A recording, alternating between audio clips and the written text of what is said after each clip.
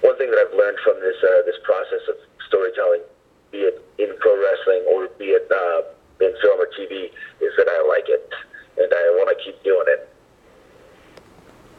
That is incredible. John, you've had such an interesting career. I always said this, that pro wrestlers make really good actors because not only obviously is it athletic, and obviously you're risking yourself, your body in that ring because of the falls and the bumps and the bruises, everything, the broken bones.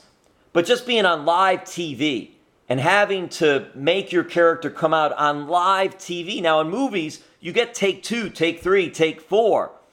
Was the process for you a challenge going from live TV to doing a movie where you had so many takes? Or did that make it easier? They're both different. I wouldn't be able to say one's easier than the other because it's like apples and oranges. Both of which can be delicious. The pros, I feel like, of pro wrestling are that it's live, so you're 100% committed, and you get instant feedback from people. You know right away if people are responding to what you're doing. If they liked it, if they hated it, if they hated you in a moment, wrestling fans will let you know. They'll chant you suck or that was awesome or whatever. They'll boo you. That's the point of wrestling, and that's why you get all the adrenaline, all that emotion bottled up inside of you when you're performing. The challenge I found on a film and TV set is a lot of that adrenaline and energy. You need to maintain that for a lot longer than you do for a professional wrestling match. Because if you're shooting a 12-hour day, and especially a low-budget movie, a lot of times you're doing your own stunts on the same day that you're doing acting scenes. So you're going to demand a lot of yourself emotionally sometimes for some of these acting scenes, and then demand a lot of yourself physically for a fight scene. And it's not just like you're going to like go all out for a half hour like you would on a wrestling show.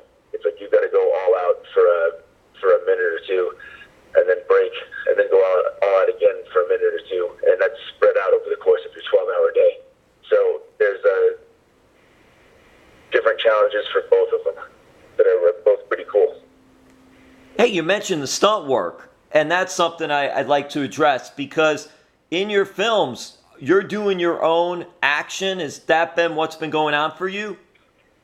Well, yes, for two reasons. One, that's one of the things that I really like about doing action films is doing my own action and having a hand in designing a lot of the action. And two, on a lot of the movies that I've been doing, we can't afford stunt doubles. So there's two good reasons right there why I'm doing my own stunt.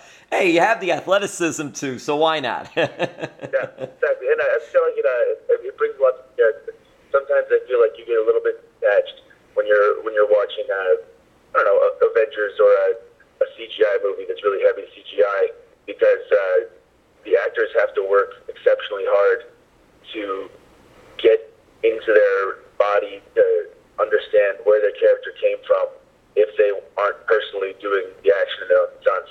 And those movies are amazing, and all those actors do an amazing job at that.